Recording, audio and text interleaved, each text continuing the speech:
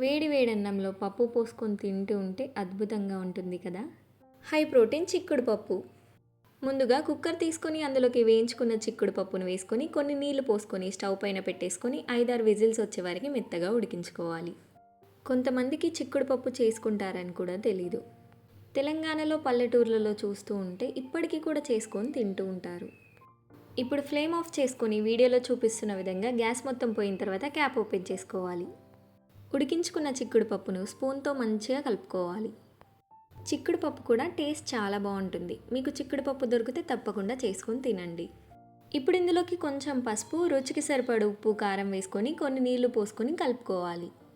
మన పూర్వం రోజుల్లో అమ్మమ్మలు, నానమ్మలు కూరగాయలు ఏం లేనప్పుడు తరచుగా చిక్కుడు పప్పు చేసుకొని తినేవాళ్ళు. మొత్తం మంచిగా కలిసిపోయేలాగా కలుపుకున్న తర్వాత కొంచెం కరివేపాకు, కచ్చాపచ్చగా దంచి తీసుకున్న వెల్లుల్లి వేసుకొని కలుపుకోవాలి.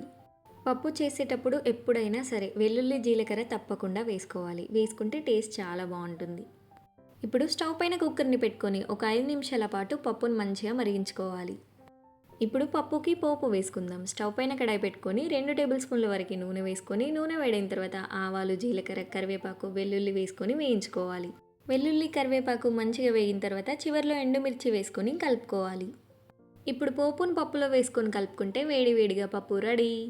హై ప్రోటీన్ చిక్కుడు పప్పు మీరు కూడా చేసుకొని తినండి.